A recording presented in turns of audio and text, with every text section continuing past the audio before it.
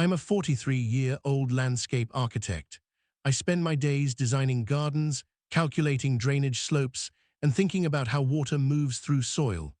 I have dedicated my entire professional life to understanding exactly how grass grows, how roots drink, and how the ground reacts when pressure is applied to it at the wrong angle. I tell you this because it matters. It matters a great deal. The house I live in on Wisteria Glen Drive is not just a house to me. It took me 11 years to buy it. 11 years of saving, of skipping vacations, of driving a car with a broken air conditioner through 3 consecutive Texas summers. Also, I could one day own a home with a front lawn that I could actually care for with my own hands. And I did care for it. Oh, how I cared for it.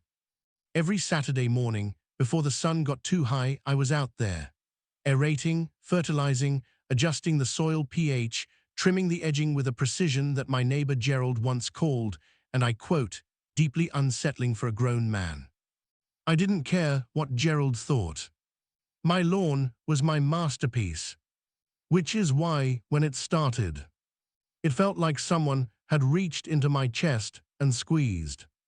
It was a Tuesday in early October when I first noticed the tire tracks. 2 clean parallel lines pressed into the left corner of my front lawn, cutting right through the patch of Kentucky bluegrass I had been nurturing for 3 seasons. The tracks went about 4 feet in from the curb, then stopped, as if a car had simply parked there.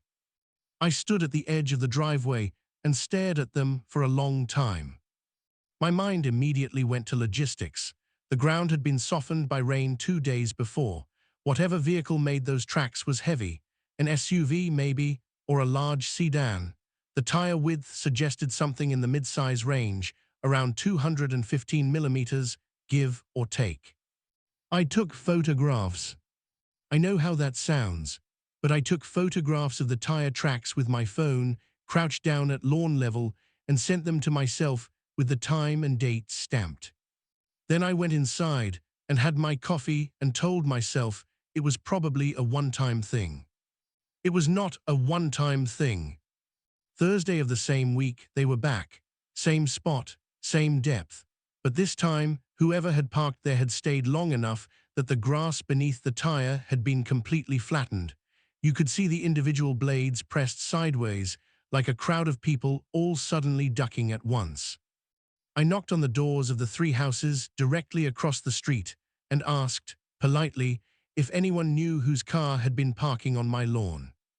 Nobody knew anything. Or more accurately, nobody wanted to say anything. That should have been my first clue.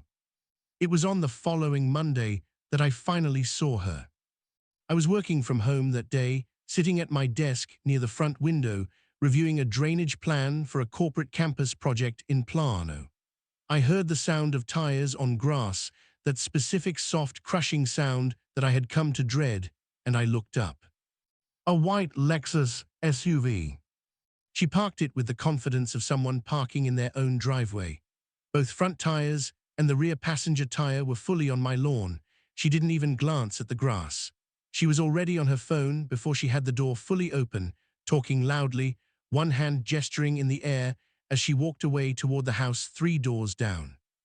Karen Belfield. I didn't know her name yet, but I knew the house. It had a perfectly maintained beige exterior, 2 large topiaries by the front door shaped like perfect spheres, and a HOA compliance notice from 6 months ago that she had apparently dismissed through some technicality involving her cousin on the variance board. I know this because Gerald told me. Gerald, who everyone else found annoying, had a remarkable memory for neighborhood politics. I stepped outside. "Excuse me," I called. She either didn't hear me or chose not to. I walked down my driveway and across the sidewalk. "Excuse me," I said again, louder this time. She stopped walking, slowly, with the deliberate pace of someone who was deciding, in real time, whether you were worth the interruption. She turned around. Karen Belfield was somewhere in her mid-50s, with the kind of highlighted blonde hair that requires significant maintenance and the posture of someone who was once told, at a formative age, that she was exceptional. She was wearing what appeared to be business casual clothing at 10:30 in the morning, which I would later learn was because she considered herself a real estate agent, though her license had reportedly lapsed the previous spring. "Yes," she said. "Your car," I said. "It's parked on my lawn." She looked at the Lexus, then she looked back at me. "I'm just running in for a moment," she said. "That's not really the point," I said. "I'll be 5 minutes." "The point is that it's my lawn," I said.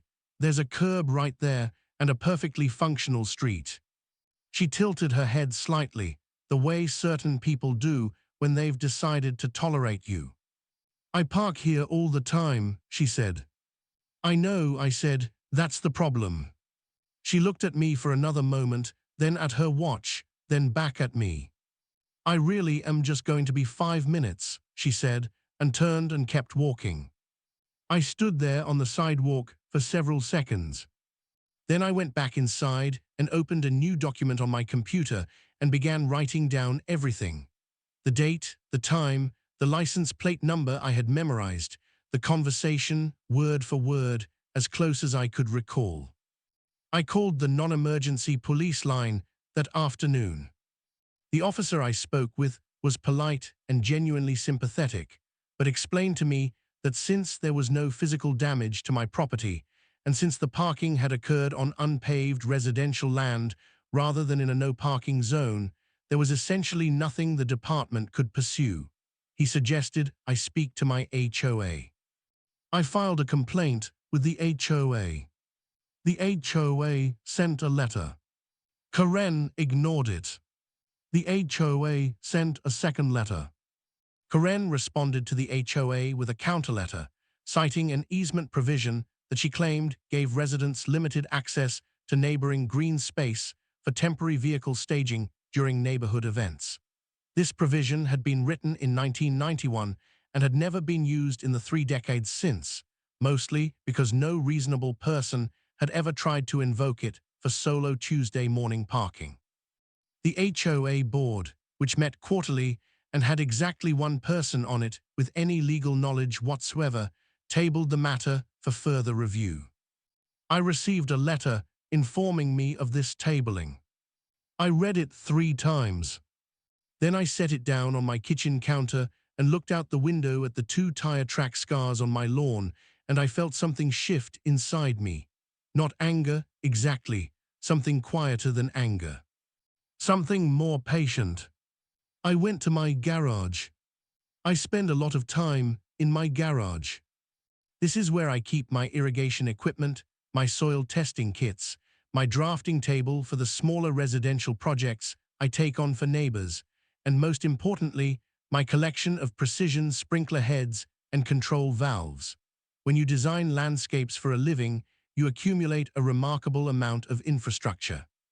I stood in the garage for a long time, looking at the shelves. And then, slowly, the plan began to take shape. I want to be very clear about something. What I designed was not vandalism.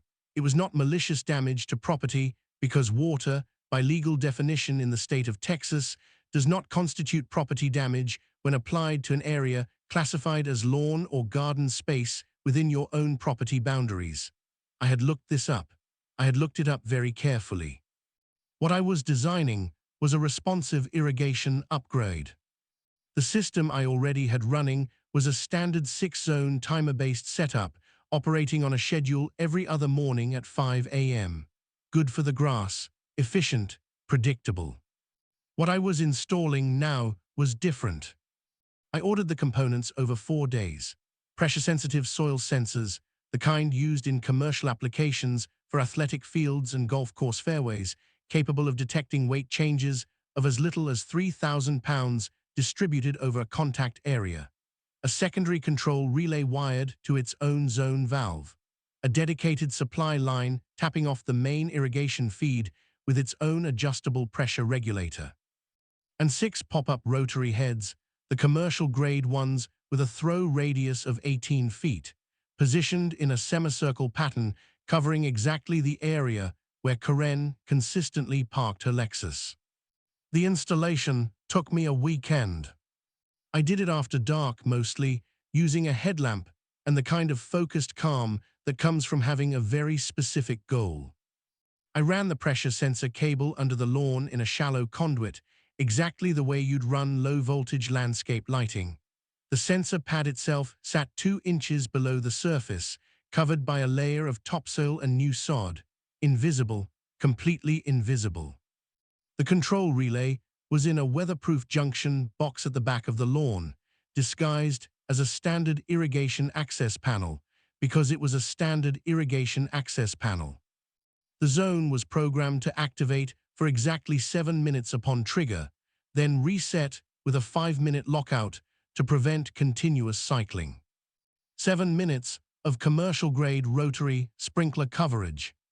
At full pressure.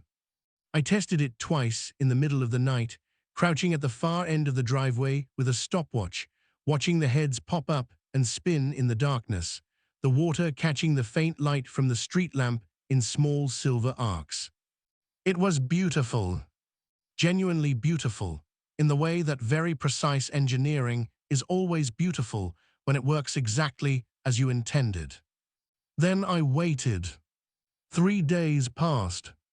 I almost began to wonder if Karen had somehow noticed the new sod on the lawn, or if someone had warned her, or if she had simply found another place to park.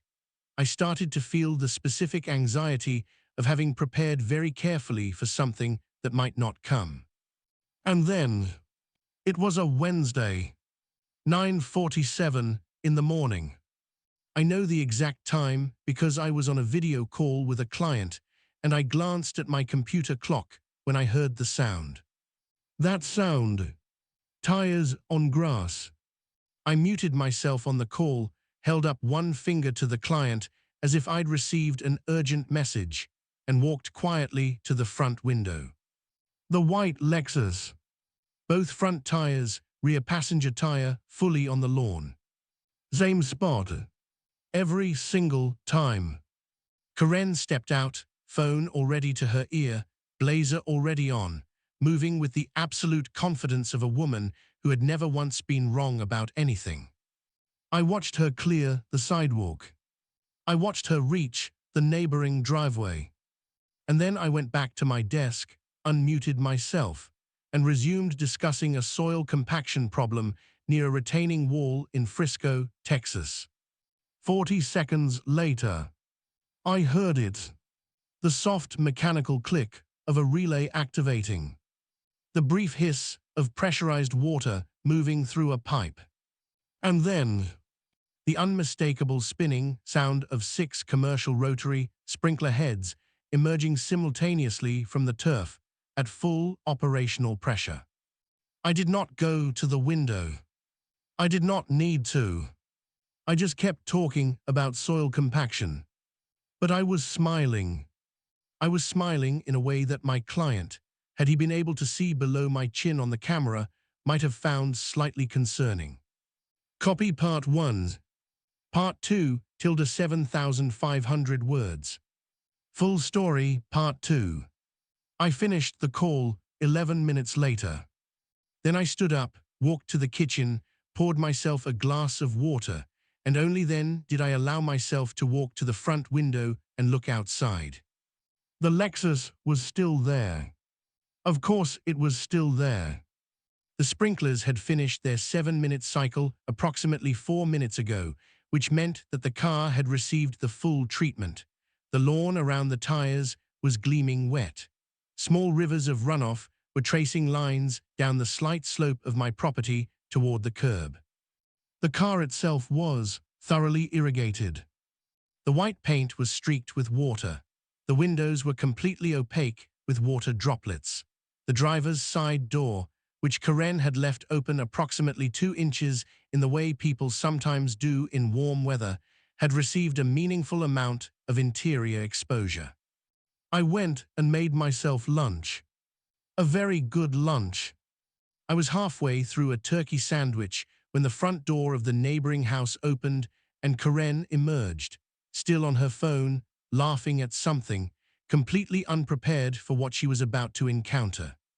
I watched from just behind the frame of my front window as she walked back toward her car. She stopped. She looked at the car. She lowered her phone from her ear.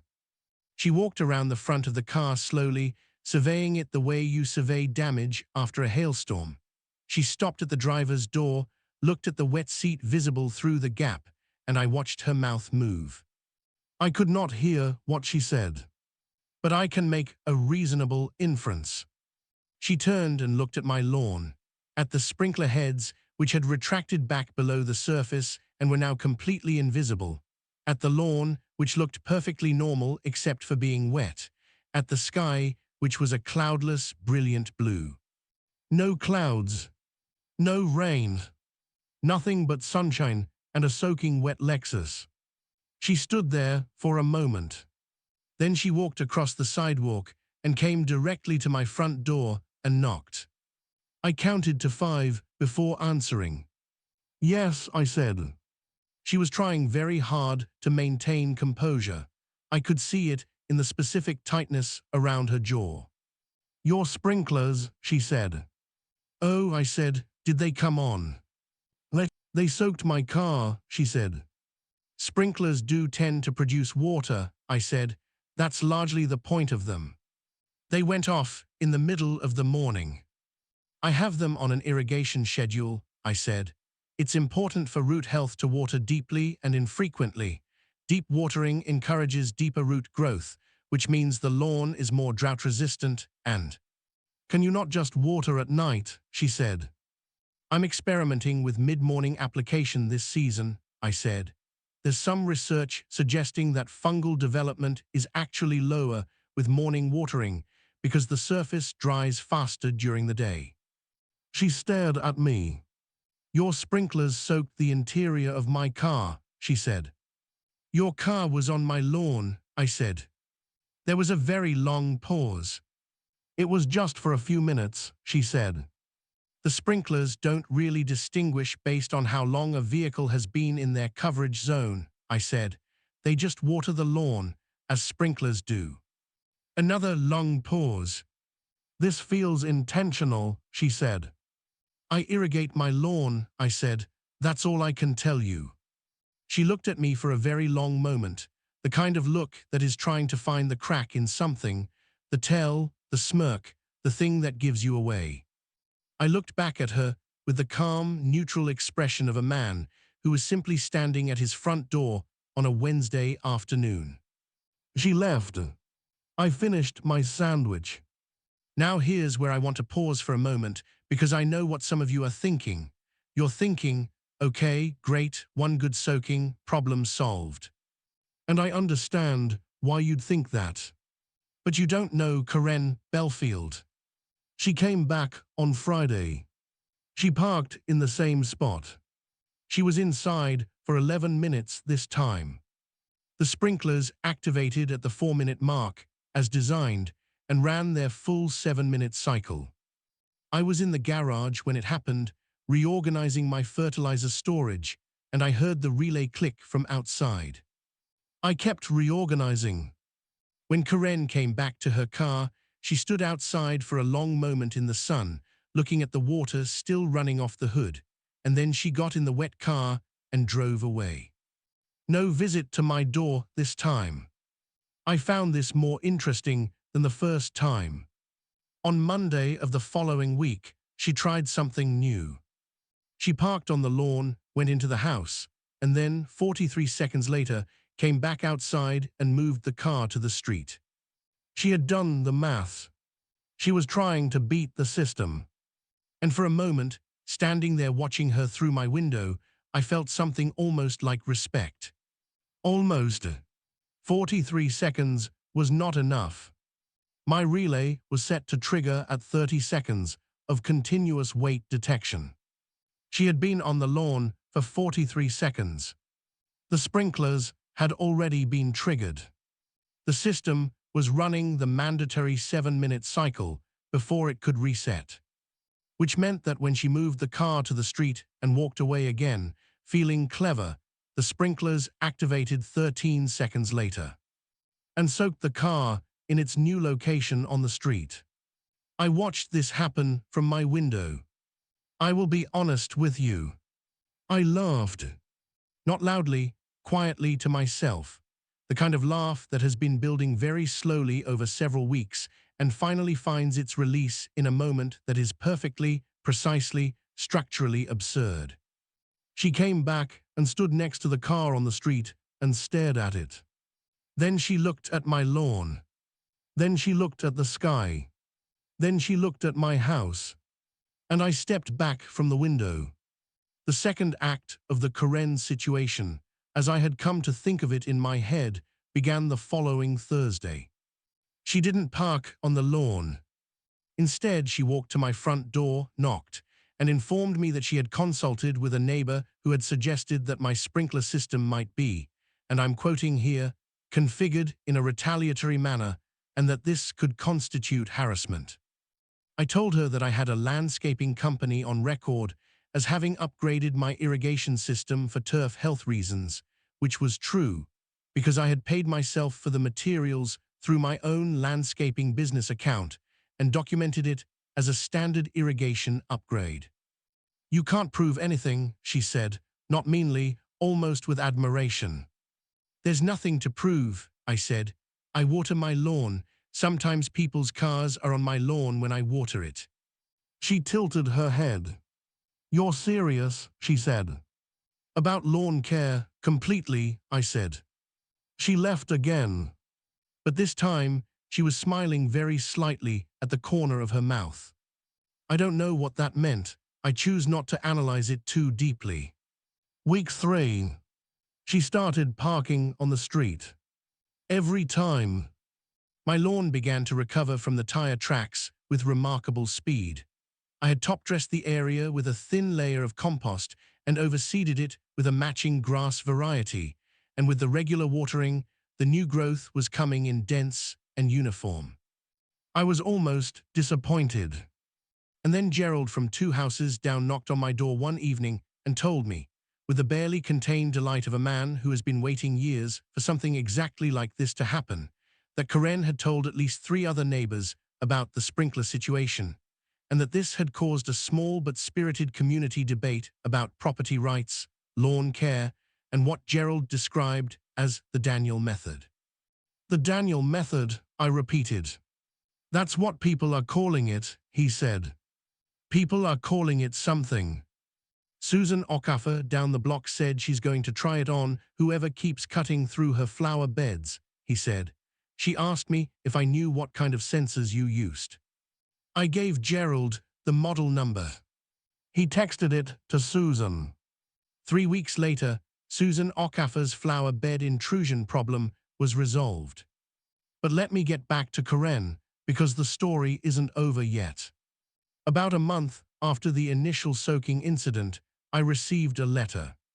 Not from the HOA, not from the police. From Karen. A handwritten letter. In it she acknowledged, without specifically admitting anything, that she had parked on my lawn repeatedly and that this had, in her words, created friction between neighbors that was not productive for the community. She stated that she had spoken with her HOA contact about the easement provision and had been advised that it did not, in fact, apply to solo weekday parking situations. She noted that the letter was not an apology specifically, but a statement of mutual acknowledgement.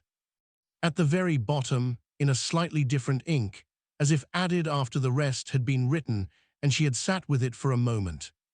For what it's worth, the lawn looks very good now. I read this letter several times. Then I put it in a folder with all my photographs and documentation and the HOA correspondence. And then I sat down at my drafting table in the garage and began designing a small ornamental garden bed along the left edge of my front lawn. Low-growing native plants, good drought tolerance, and positioned in exactly the spot where the Lexus tires had left their marks. Not as a barrier, as a reminder of what can happen when you care about something deeply enough to be patient with it. The garden bed was finished by the end of November. Gerald called it passive-aggressive horticulture. I called it landscaping. Karen, to her credit, never parked on my lawn again. And sometimes, in the early mornings when I'm out edging the border of that garden bed, I look up and see her walking to her car parked neatly at the curb, and there is a moment, just a fraction of a moment, where she glances at the garden. And I think she understands. Not everything needs to be said out loud. Sometimes, a well-engineered irrigation system says it for you. Now, if you're watching this and you have a neighbor like Karen, I'm not going to tell you to do what I did. That's your call to make, but I will tell you this. Know your property. Know your rights. Know the difference between damage and consequences. And maybe, just maybe, know your soil. Because grass remembers everything. And if you tend to it carefully enough, it will always grow back. Every single time. That's my story. If it sounds familiar, if you've stood at a window watching someone park on the thing you worked years to build, then you know exactly what I felt standing in that garage, staring at those sprinkler heads. And if you haven't experienced that yet, well, take care of your lawn.